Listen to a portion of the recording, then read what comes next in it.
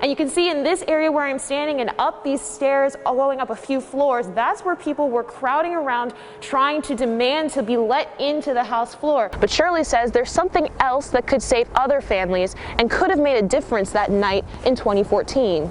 A bill that would prevent people from standing by when they could save a life. The symbol that was torn off of this monument is known as the Battlefield Cross, a rifle and helmet that's meant to signify those who were killed in battle. We know the victim side of the story. I sat down with him last week and he said police used too much force that night. We also know the police are looking at surveillance cameras and officer body cameras. That special frosting technique you see behind me is the kind of work that they will be putting on thousands of cookies tomorrow. Of course, the recreational sales don't start until 10, but the medicinal sales still go on. So if you're a medicinal patient, you can still go inside and get your product. By now, people in Jackson were hoping that this building you see behind me would have been demolished and on its way to becoming an apartment complex and source of support for people struggling with opioid addiction. And one mom from Okemos says this book has allowed her family to start going to church together, which is something that they couldn't do for years. Make sure you're going low, not overexerting yourself, and make sure you're taking breaks and bundled up.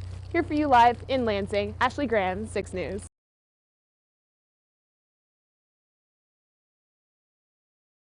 These are the photos that got people talking after one man says he and a friend were wrongly arrested outside a 7-Eleven in East Lansing. We were just walking to grab a drink, got killed, something we didn't do, and then all of a sudden we spent a night in a cell for something we didn't do, and we get charged with all of this stuff that we don't even know about. East Lansing police still have to tell their side, but that won't happen until they finish an internal investigation. We asked Lansing police for an interview to clarify the process. The assistant chief wrote back saying the investigation is ongoing with the aim of completing it in a timely manner. Newly elected Mayor Ruth Beyer says she looks forward to seeing those findings along with the rest of the East Lansing community. Our police do not want excessive use of force. If that happened, they will do something about it. It will be public, and they will do something about it. But with protests planned before the potential release of that footage, Beyer says it's important to let the facts come out. That there will be transparency, and it won't be very long. We're not going to put this off. There will be 100% transparency, and I wish people could wait before they make a judgment, because there's always information on both sides that makes it more understandable. Beyer says the footage from that night was handed to a third party to make sure no one could edit or delete it. It's a standard practice for the department to hold everyone accountable. We're doing a lot to build trust in our police department, and we'll continue to do more. The mayor said the city council will call a special meeting once the investigation is over to make all of the video public. There will also be a meeting of the Human Relations Commission in East Lansing tomorrow night, and 6 News will be at that meeting with the footage to bring you the latest on that decision. The owner of this restaurant normally looks forward to the holidays every year, but just a week before Christmas, someone sabotaged her business, and weeks later, she is still trying to pick up the pieces. I'm trying to survive. And keep coming here every day, 12 hours, 13 hours per day. Lynn Lee wants nothing more than to feed people. That's what keeps her going at Capital City Barbecue. Normally the phones would ring all day, but in mid-December, she noticed things got quiet. We have dialed a tone, but we could not get no phone incoming call. And I always assume that the service provider will be having an issue. A customer called the number listed on the store banner, but the store's phone didn't ring. This is the voicemail message they heard. Happy holidays from Capital City Barbecue. Due to the holidays, we will be taking extended leave until March 1st. We look forward to your business and seeing you after March 1st. Have a happy holiday. Thank you. Lee says her ex-boyfriend made this deceiving message, which has ultimately sabotaged her business. He worked with her at the restaurant and still had access to the phone number after they broke up earlier this year. Lee had no holiday break planned, and the voicemail is still there. Truly inside me, I don't know how to fix that, but I have to tell them we will fix that, and we will fix together.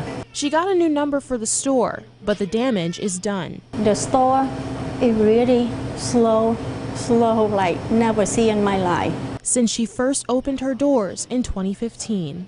It just takes so much away from me. It make me don't want to cook no more. make me just don't know what to do. In spite of it all, I truly am not giving it up. Like I keep saying, I'm not giving up. I'm keep going. at this point, Lee says she is incredibly grateful for the community support that she's gotten so far, and she's looking forward to continuing to serve people in 2020. Here for you in Lansing, Ashley Graham, 6 News. This is by far the biggest step in the right direction. After recovering from COVID-19 for 29 days at Sparrow, Detroit police officer Ethan Grant took his first steps out. It was a long and tough road to recovery, but he didn't fight the virus alone. Officers from his police department even organized a parade for him last week to lift his spirits and show that they were still in his corner.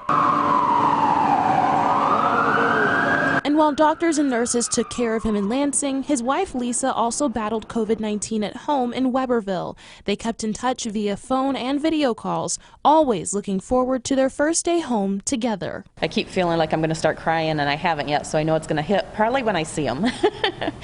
But definitely doing much better. Although the Grants had to spend their anniversary apart earlier this week, Lisa says the timing for his return home couldn't be better. 31 years ago, our daughter was born the day before Mother's Day.